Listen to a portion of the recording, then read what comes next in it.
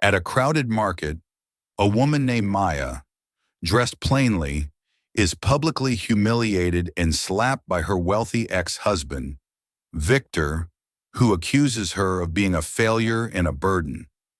The crowd watches silently until a voice cuts through the air. A billionaire, Elias King, steps forward and utters the words that change everything. "Touch my wife again, and you'll regret it."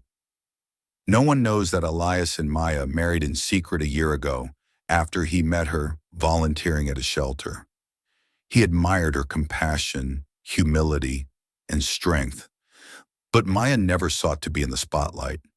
Instead, she continued to live modestly, working with abused women and abandoned children, carrying the trauma of her own past silently.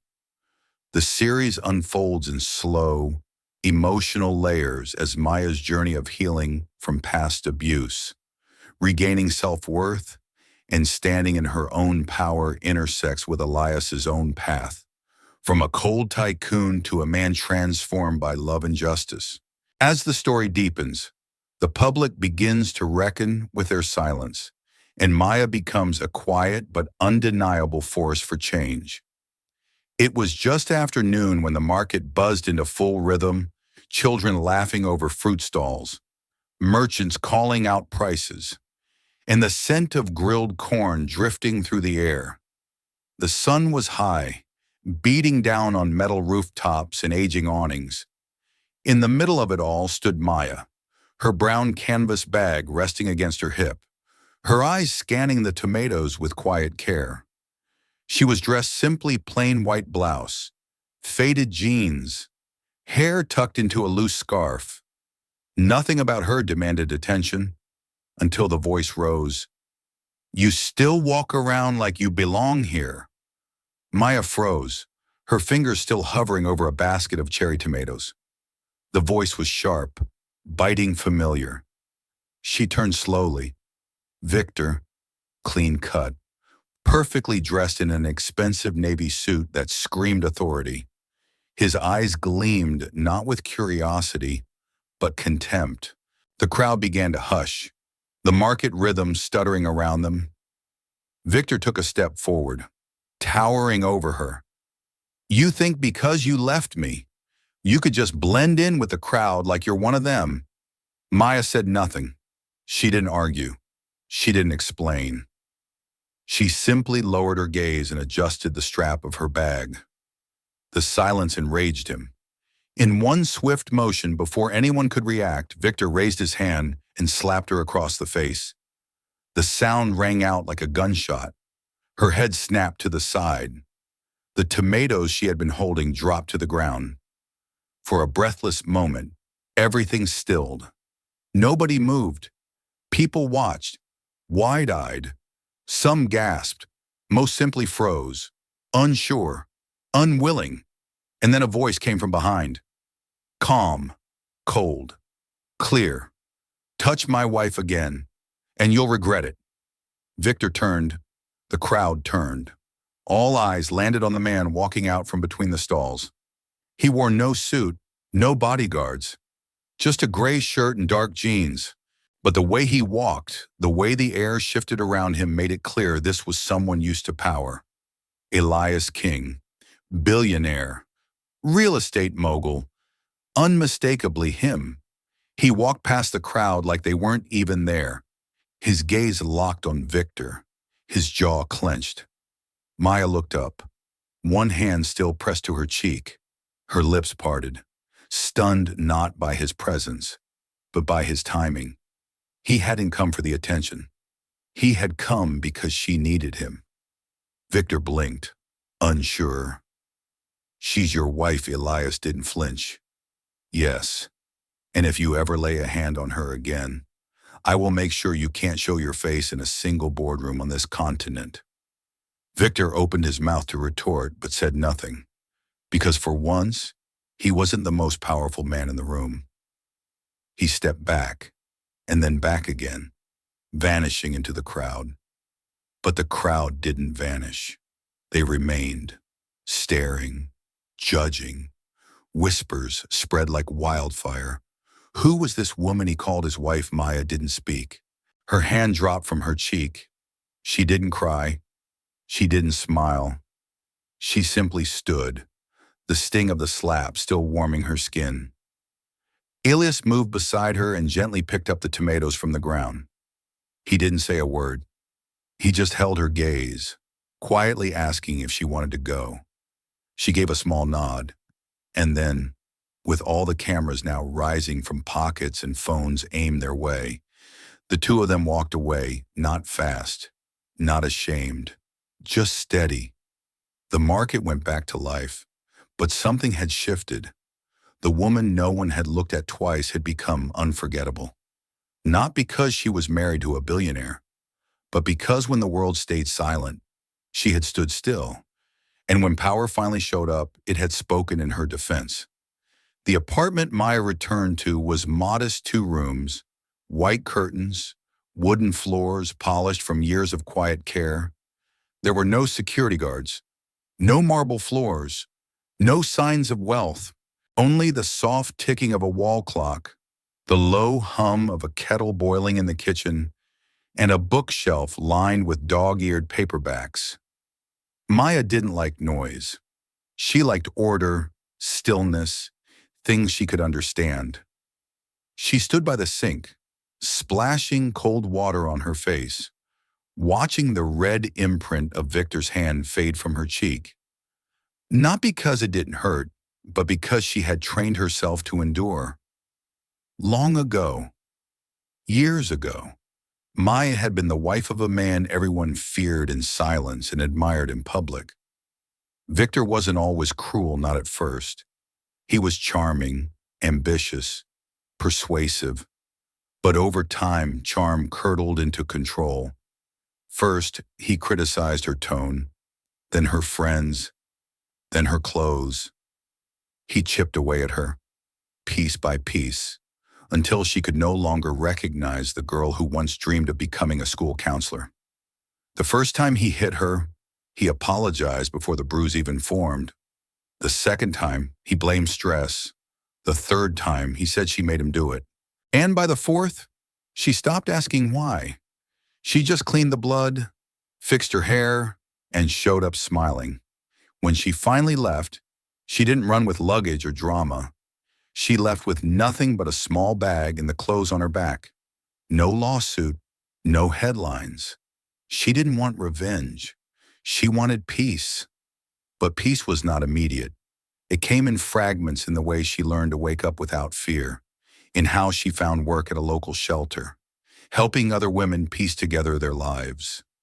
It came through small, steady rituals, folding clothes, buying groceries, whispering comfort to a crying child who reminded her of herself.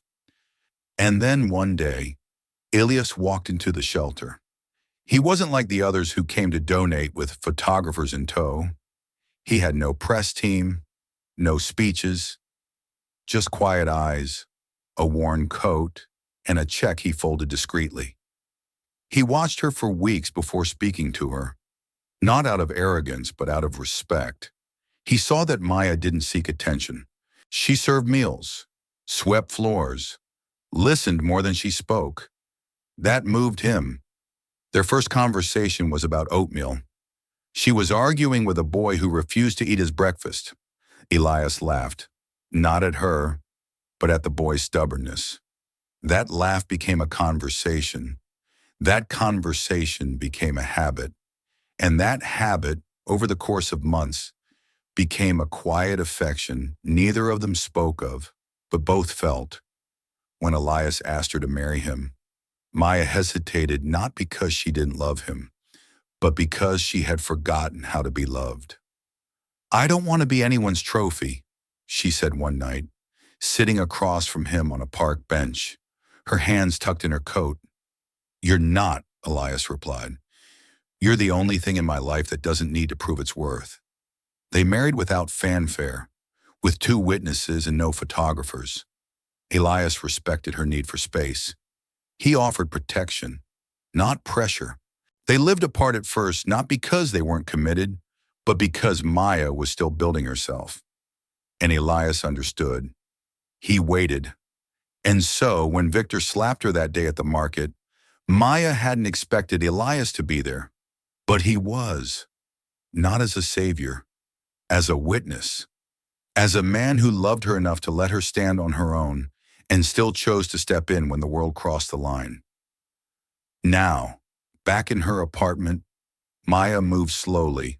She picked up a towel, dried her face. In the mirror, she no longer saw the broken woman who once trembled in Victor's shadow, but she also didn't yet see the full strength of who she was becoming. That would come next. Before he met Maya, Elias King had everything, at least, according to the world. Private jets, a skyline named after his developments, a net worth most men would kill for. But wealth, for Elias, had long ago lost its novelty. He wasn't driven by hunger anymore. He was running from something else: boredom. Maybe. Emptiness. Certainly. The kind that echoed even louder in penthouses with city views. He had built an empire. Yes, but in doing so, he'd watched the cost pile up, friendships reduced to business favors, relationships melted into transactions. He'd been with beautiful women who smiled for cameras but looked past him. And every time one left, he'd say the same thing to himself. You chose this life. Don't complain. But that was before the shelter. He hadn't meant to go. His assistant had slipped a flyer into his inbox: emergency funding needed, community women's center faces shut down. Something about the words stuck. That afternoon, without telling anyone, Elias drove himself to the address, parked in the back, and stepped inside. And that's where he first saw her. Not in some spotlight or boardroom, but in a cramped kitchen, scooping soup into chipped bowls, humming under her breath as if the world didn't owe her anything. She wore an apron too big for her and had flour on her cheek. She wasn't trying to impress anyone. She looked real. He kept his distance at first, watched, observed. Maya wasn't the one in charge. She didn't bark orders, but the others looked to her naturally, like a compass pointing north. She listened when women cried. She calmed down teenagers throwing chairs. She stayed late, sweeping floors no one else noticed. Elias didn't approach her that day, or the next. He came back every week for a month, always bringing something: groceries, heaters, books for the children. Maya thanked him politely. Nothing more. She didn't flirt. She didn't fawn. She didn't even seem to know who he was. That's what unsettled him and intrigued him. One afternoon, he lingered by the doorway, watching her comfort a young girl with bruises on her arms. Maya didn't offer advice. She just sat on the floor, eye level, and whispered, "You're not what they did to you. You're still whole." Those words stayed with him. He had never said them. No one had said them to him either. Finally, they spoke over a broken toaster. Of all things, she had been trying to fix it herself, frowning at the coils. Elias offered help. She raised a brow and handed him the screwdriver. "You good with tools?" she asked. He grinned. "Better than I am with people." She didn't laugh. She just nodded, as if she understood. Their conversations became weekly, then daily.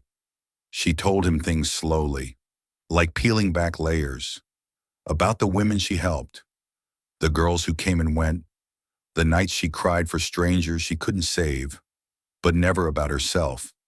So he listened, and slowly. She started asking him questions too, not about business, but about how he slept at night, what books he read, why he always looked tired. "You carry something," she said once, simply, "but I don't think it's yours." That one sentence cut deeper than any therapy he'd ever tried. By the time he asked her to marry him, Elias had no illusions. He wasn't saving her. If anything, She was healing something in him he didn't know was broken. But Maya hesitated, not because she didn't love him, but because her love had been used against her before. "I'm not ready to be anyone's wife again," she whispered. "Then let me be your friend," Elias said. "Until you are." Months passed. The friendship deepened. Affection became devotion. And finally, quietly, they stood before a judge in a small courtroom with no guests, no press, no grand gesture, just a vow to protect each other's peace. Now, as Elias sat alone in his penthouse suite, the lights of the city blinking below, he thought about that market, about the slap, about the pain in Maya's eyes, and about the voice that rose from within him before he even realized what he was saying. "Touch my wife again." He hadn't said it for show. He had said it because something ancient and sacred inside him had flared awake. He wasn't just her husband. He was her witness, her shield. Not in front of the world, but in the moments when the world turned away. And now, the world had seen, and it would never see her the same again. The news traveled faster than either of them expected. By morning, the video had been shared on half a dozen gossip sites, grainy, shaky footage capturing Victor's raised hand, Maya's stillness, and Elias's sudden entrance. The internet was on fire. Speculation ran wild. Who is the mystery woman? When did the billionaire get married? Why was she at the market alone? But behind closed doors, far from the noise and flashing headlines, Maya sat at the edge of her bed in silence. Her hands rested in her lap. She hadn't turned on her phone since last night. It buzzed constantly, but she ignored it. The world's curiosity felt invasive. Her life had never been a performance, and she wasn't about to turn it into one now. Their marriage had been private for a reason. Maya didn't want to be anyone's story. When they married, Elias had asked nothing of her. No press statement, no photographs. He hadn't needed her to fit into the narrative the public built around him. In fact, that's what made her different from every woman who had ever walked beside him. She wasn't trying to stand in his light. She had her own. Still, he had hoped one day she might want to share their life more openly, not for the sake of image, but because he wanted the world to know who she was, what she had survived, and how deeply she loved. But he had never pressured her. Instead, he built two lives that touched without colliding. He gave her space. She gave him peace. And together, in the background, they built something sacred. Their wedding had been small, a courthouse, two witnesses, one a social worker from the shelter, the other an old man who played guitar in the park they frequented. Maya wore a gray dress. Elias wore no tie. There were no rings exchanged, just hands held tightly and vows whispered like secrets.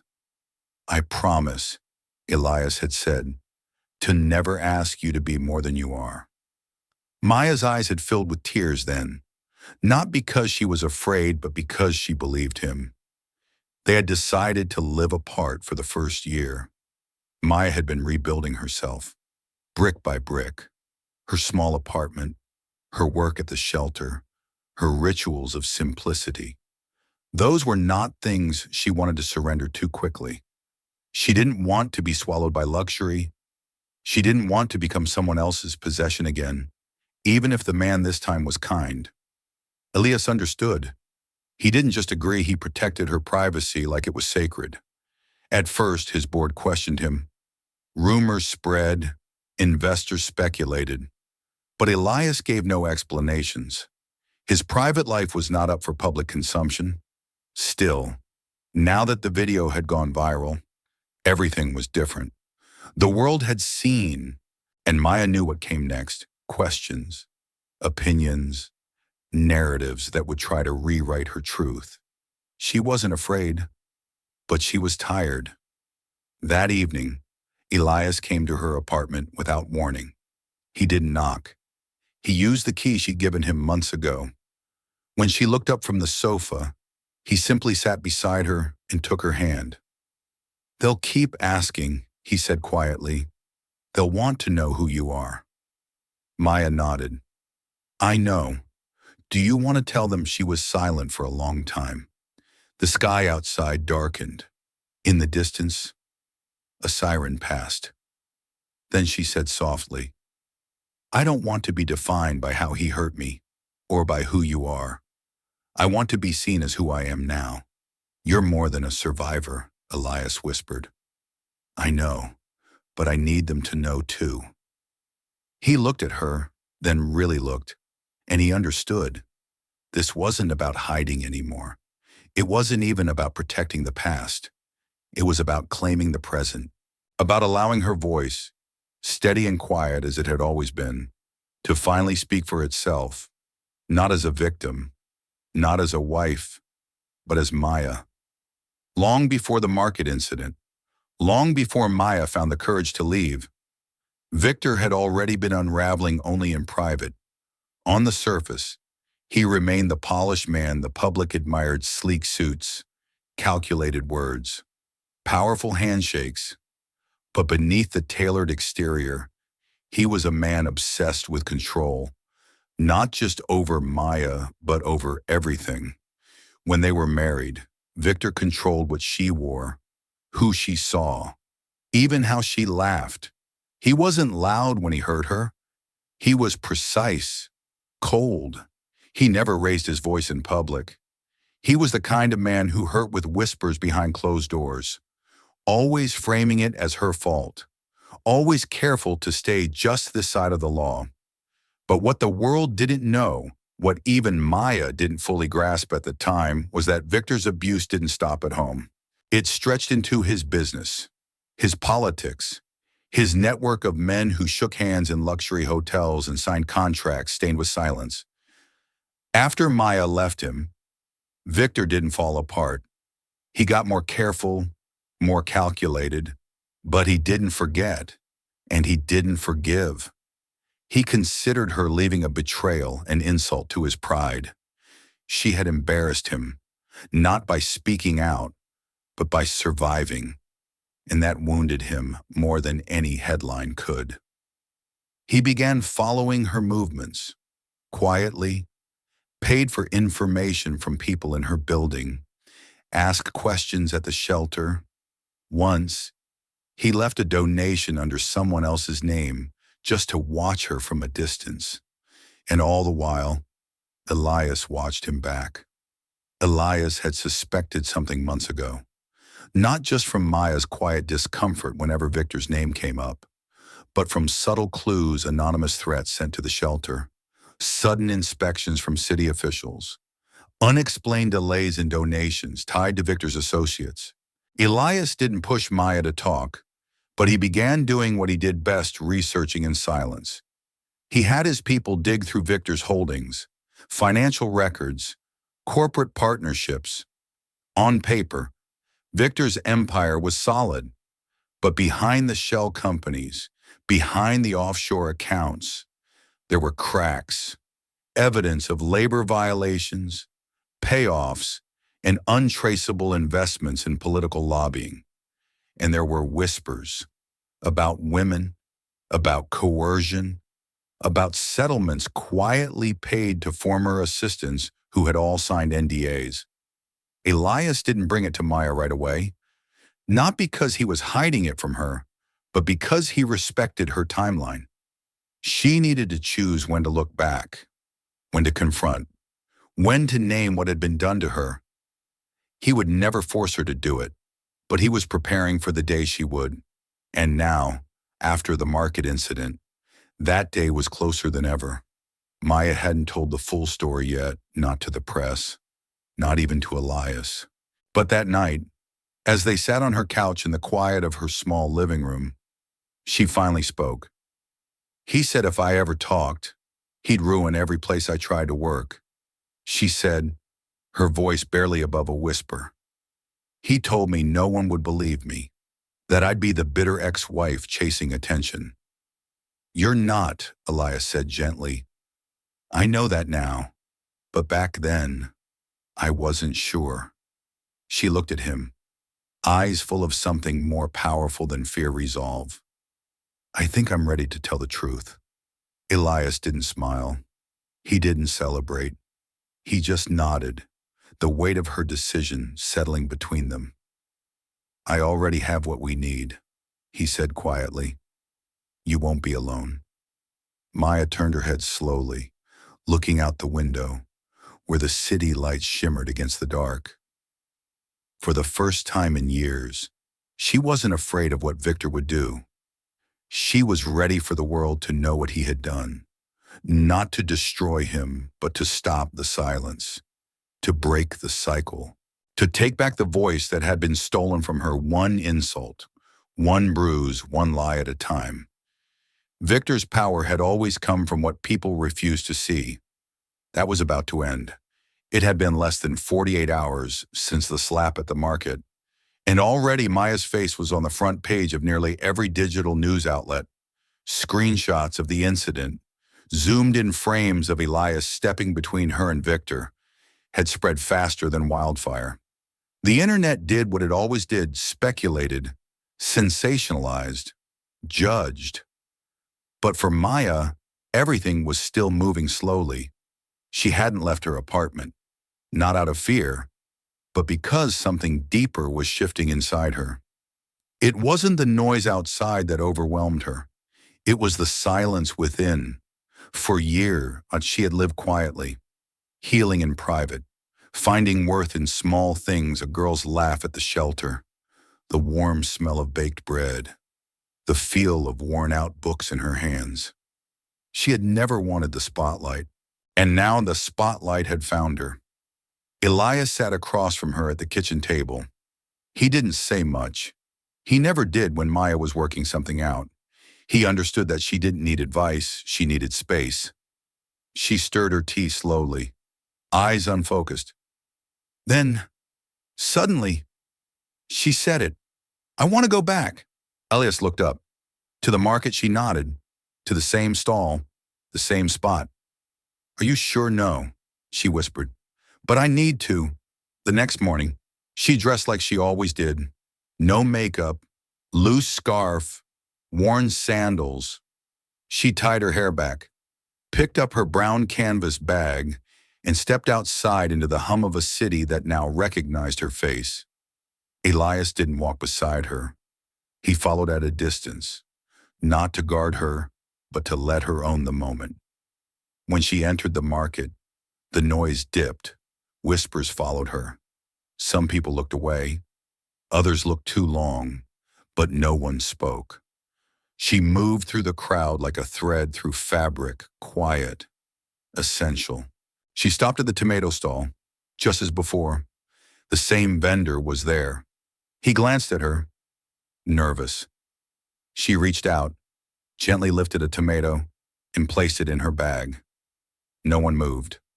And then, slowly, a woman near the fruit stand stepped forward.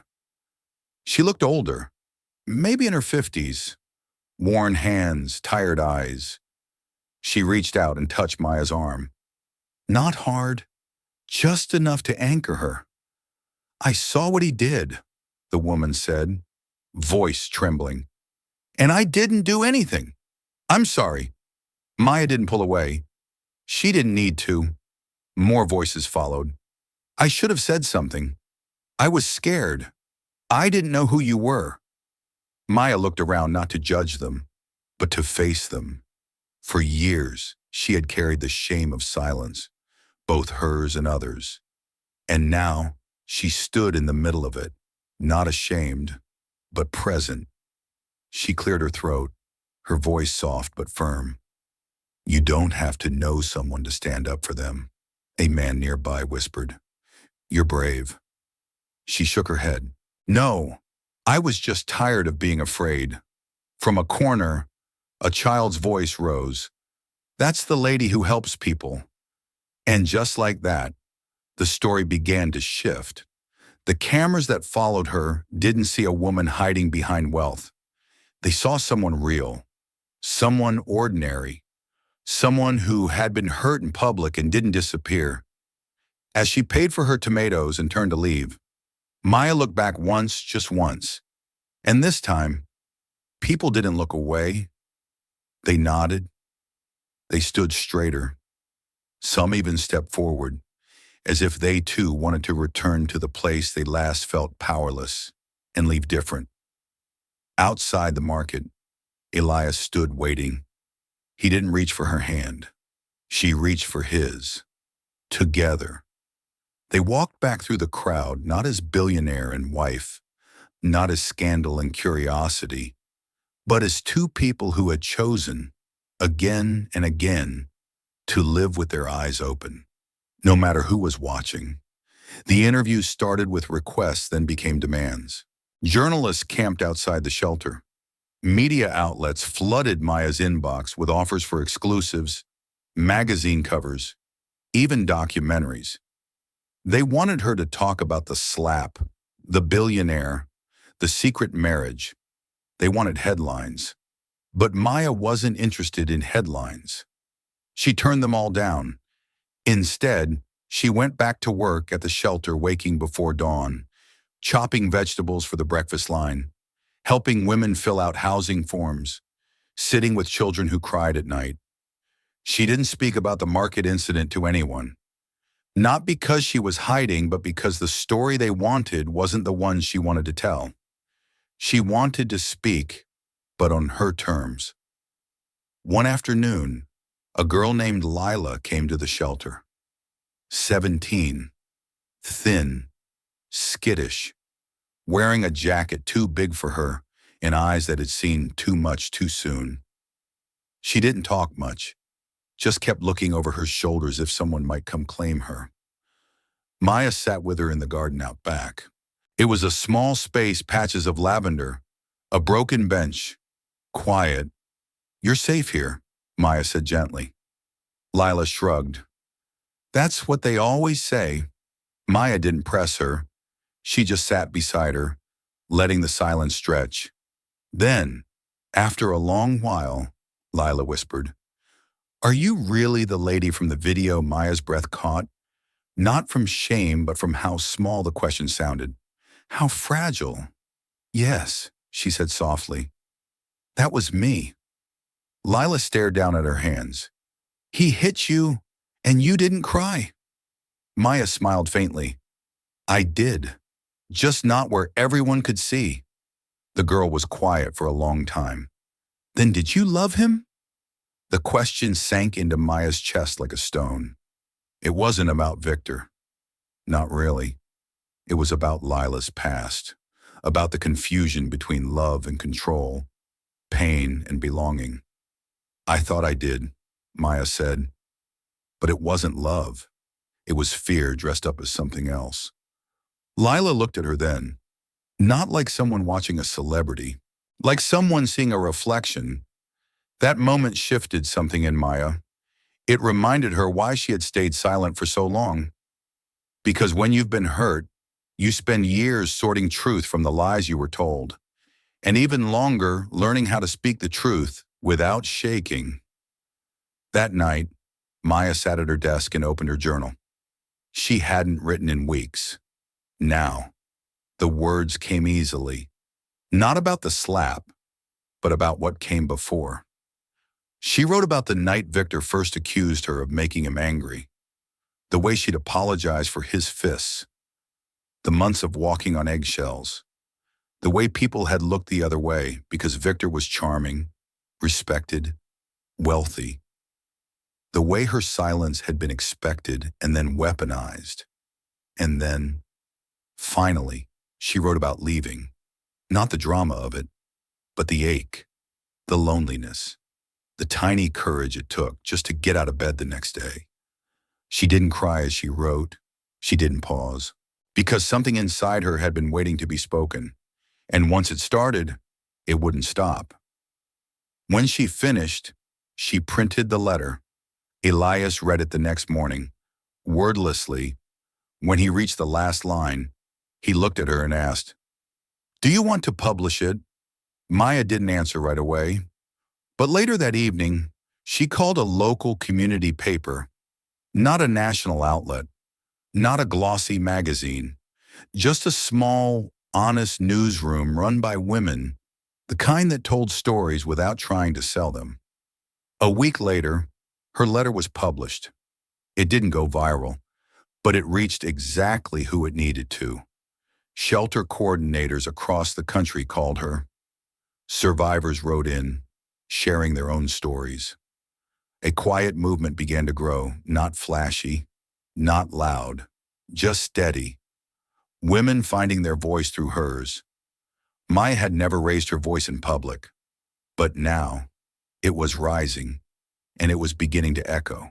The morning after Maya's letter was published, the shelter's phone didn't stop ringing, not with donations, not with praise, but with stories.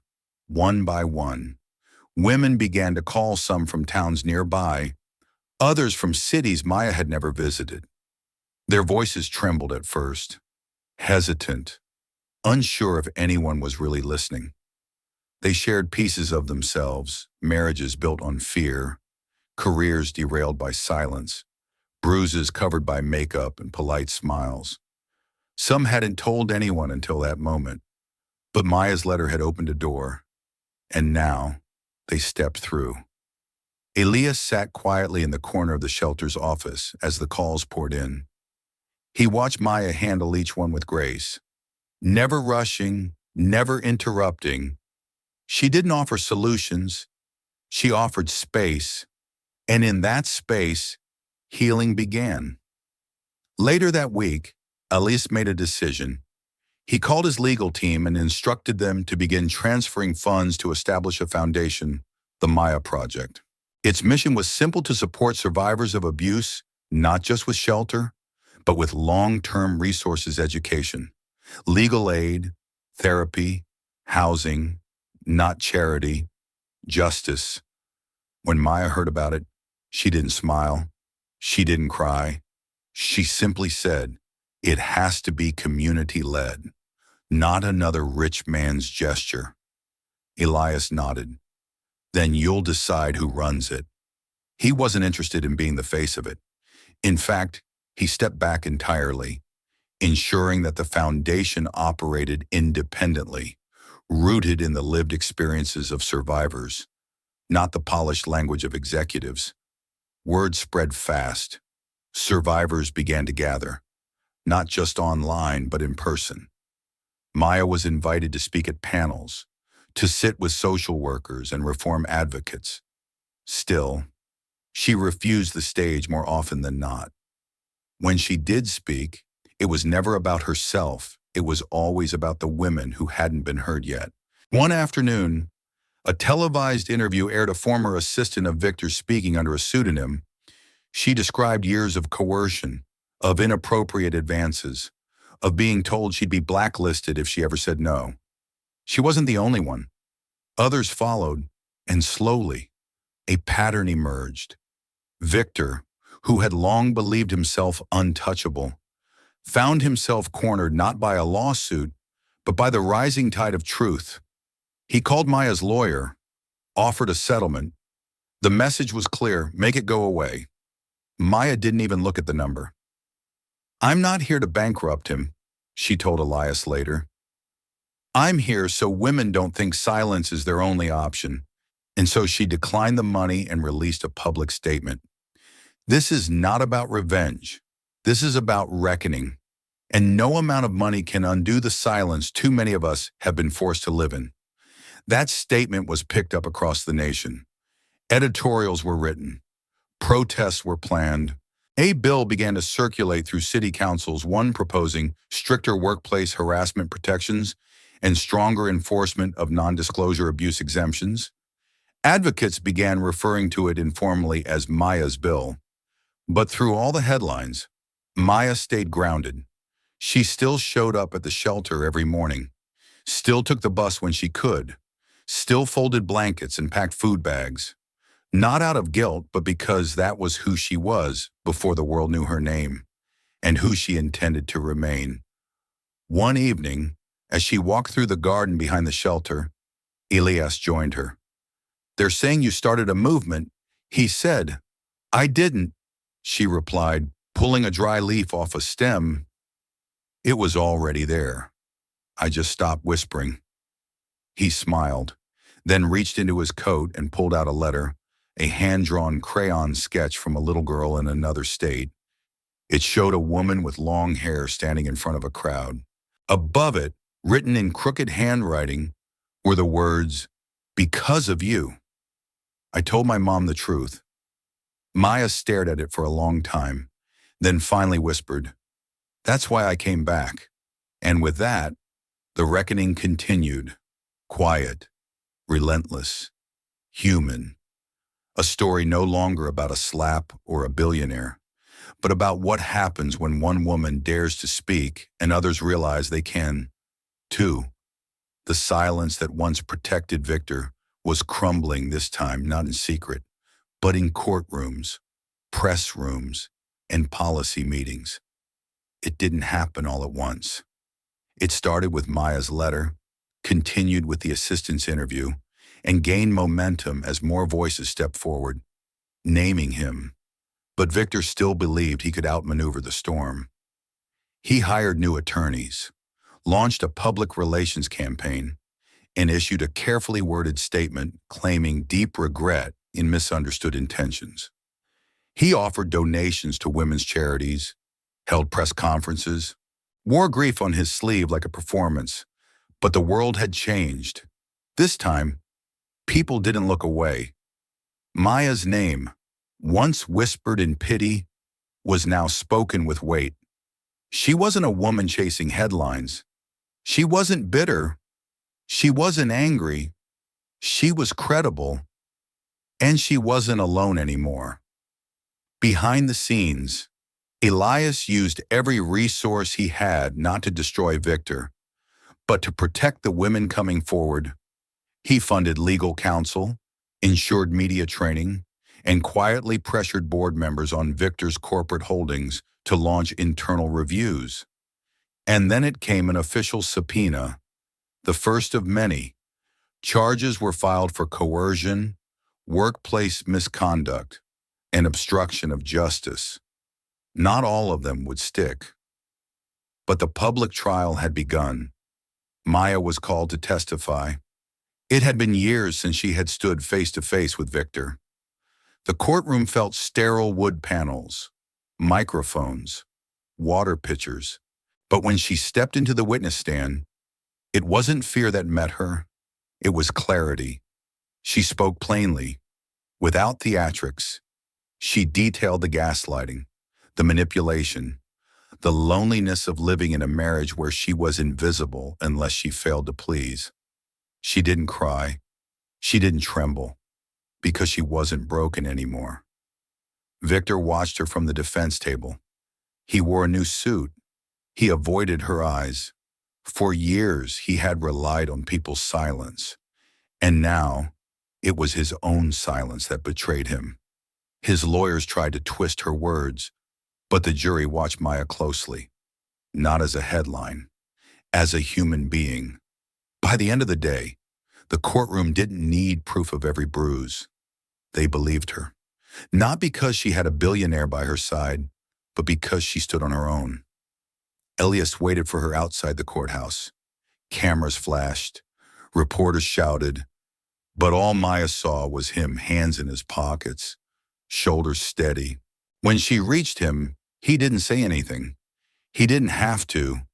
They had survived something together, not just the past, but the weight of turning pain into purpose. A week later, Victor was sentenced not for everything, but enough. Enough for the world to finally see who he really was. It wasn't a long sentence. Maya knew it wouldn't be.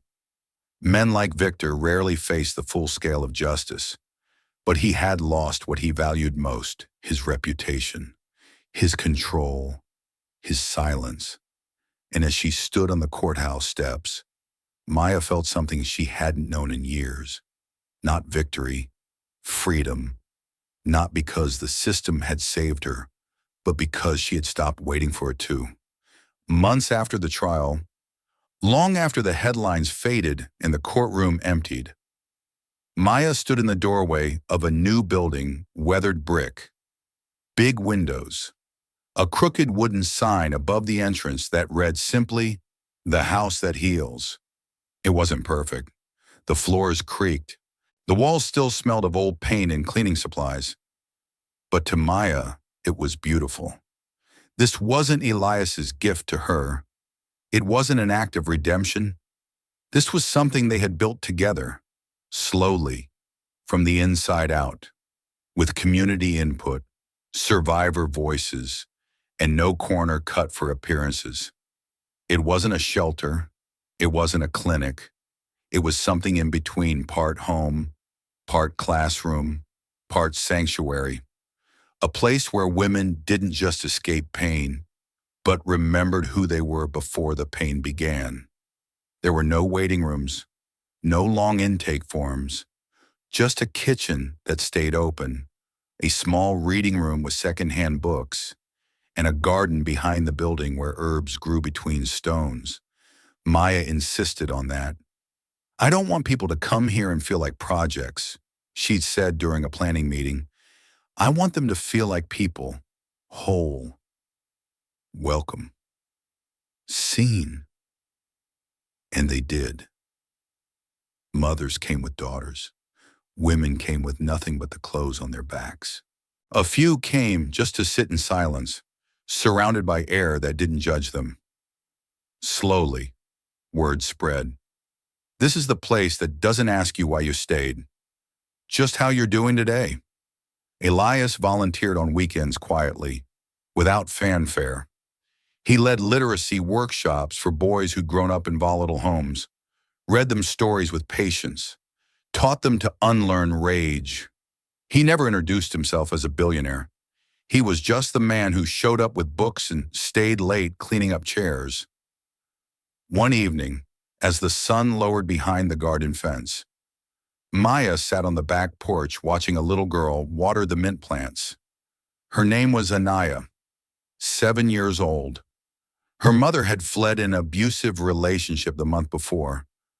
Now, they lived in the upstairs suite and were slowly rediscovering the rhythms of normal life, eating together, sleeping through the night, smiling without flinching. The girl ran up to Maya and tugged her sleeve. "Miss Maya, do you think the plants know we love them?" Maya knelt beside her and said, "I think that's why they grow." That night, the center hosted its first community dinner. Not a fundraiser, not a campaign, just a shared table with warm food, soft music, and folding chairs filled with strangers who somehow didn't feel like strangers anymore. As Maya moved through the room, someone tapped her shoulder. It was one of the women who'd testified anonymously against Victor. Her eyes were glassy. "You didn't just help me speak," she said. "You helped me listen to myself again." Maya took her hand and squeezed it. There was nothing else to say, because that was the truth of it. Healing wasn't always loud. Sometimes it was just the soft miracle of sitting at a table where no one asked you to explain yourself. Later, as the night wind cooled the garden and the candles flickered low, Elias joined her under the porch light. "Do you ever miss the quiet?" he asked. Maya leaned against him. "No, I think this is the quiet, the right kind." And as the lights dimmed in the house they had built not from money, but from meaning, they both knew. They hadn't just built a place, they'd built a beginning. Spring came softly to the city, bringing with it a gentle wind in early blossoms that peeked through cracks in sidewalks in the garden behind the healing house. Life had begun to settle again, but not into the life Maya had known before. It was something deeper now, something earned. Every morning, she opened the windows of the center and let the light spill in. Survivors came and went. Volunteers arrived without needing reminders, and children laughed in the kitchen while breakfast simmered on the stove. The world outside had moved on from the trial, but inside these walls, change was still unfolding quietly. one story at a time. One Thursday afternoon, a staff member brought Maya an envelope. No return address, no name, just her own written on the front in a slanted, unfamiliar hand. Inside was a single sheet of thick paper, typed, unsigned. It was from Victor. He didn't say he was sorry. He said he'd been misunderstood, that pain was never his intention, and that he hoped she would one day see the full picture of what they had. There was no acknowledgement of what he'd done, no recognition of the bruises, the fear, the silence he demanded from her, just deflection, pride disguised as peace. Maya read the letter once, folded it, and placed it back in the envelope. She didn't cry. She didn't rage. She just walked to the fireplace in the reading room, lit a match, and dropped the letter in. It curled and turned to ash in seconds, because she had learned that closure wasn't something you waited for. It wasn't handed to you in apologies or guilt-laced words. It was something you gave yourself in quiet moments of clarity. Victor would never understand the harm he caused. He would never truly apologize, but Maya no longer needed him to. Later that day, a girl named Kendra arrived at the center for the first time, 17, freshly bruised, and carrying a single plastic bag of clothes. Maya brought her tea, sat with her in the kitchen, and waited until the girl was ready to speak. After a long silence, Kendra whispered, "Do they ever say sorry?" Maya looked her in the eye and said, "Sometimes, but don't build your healing around it." Kendra stared at her. "Then what do I build it on?" Maya smiled, soft and certain. "You build it on truth, on remembering who you are when no one is telling you who to be, on every breath you take without asking permission." That night, the center was quiet again. The kind of quiet Maya loved, not heavy, not hollow, just peaceful. In the garden, the mint had begun to flower. The same girl who once asked if the plants knew they were loved now helped lead a weekly gardening group. And Maya, she was still there, still sweeping floors, still writing in her journal, still answering phone calls from women on the edge of giving up. She no longer waited for Victor to face her, because she had already faced herself, and that was the greater reckoning. 6 months after the trial, the city hosted a fundraising gala at one of its grandest venues, a glass-walled rooftop overlooking the skyline. The invitation had come addressed to both Elias King and Maya King. For a long time, Maya debated going. She didn't need galas. She didn't need praise. But the event was for domestic violence prevention, and she knew that her presence, her real, grounded presence, meant more than any speech ever could. So she went, not in designer silk or borrowed diamonds, but in a simple dark green dress. She wore no makeup. Her hair was tied back in its usual low bun. When she entered the room with Elias by her side, conversations quieted, cameras flashed, eyes followed her. But she walked in the same way she walked through the market months ago, steady, unbothered, whole.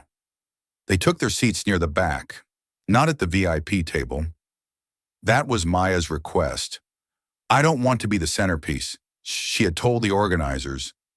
"Let someone else have that light, someone who hasn't yet spoken." The evening went on as expected, polished speeches, polite applause, donations pledged in neat numbers. But then, during the silent auction portion, Maya stepped away to use the restroom. As she walked through the corridor alone, a woman in a black cocktail dress brushed past her and muttered just loud enough to be heard, "Isn't that the charity wife?" Maya paused. She turned slowly, catching the woman's smirk as she disappeared into the crowd. A familiar feeling rose in her chest, not anger, but a heat that came from something deeper: memory, resilience, history. She had heard this tone before. dismissal wrapped in civility, cruelty disguised as small talk. Elias found her moments later near the balcony, eyes fixed on the city lights. "Everything okay?" he asked gently. She told him what happened, not for sympathy, just to say it out loud. He stiffened, jaw tight. "Do you want me to handle it?" She looked at him, her voice calm. "I already did." He waited. Maya turned back toward the party and said clearly, "I was whole before you loved me. I just forgot for a while." Elias didn't respond right away. He just looked at her the way he always had from the first time he saw her handing out soup at the shelter, like she was already everything. And in that moment, Maya wasn't the woman who had been slapped in the market. She wasn't the billionaire's hidden wife. She wasn't a cause or a charity or a face for anyone's redemption arc. She was a woman who had lived through fire and come out with her voice intact. That night, during the closing remarks, a speaker called Maya to the stage unexpectedly. They wanted her to say something. Just a few words, but she hesitated.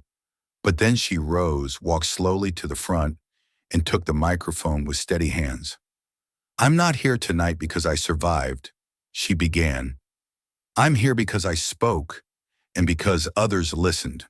And because when I was told to sit down, someone stood beside me and said, 'Touch her again,' and..."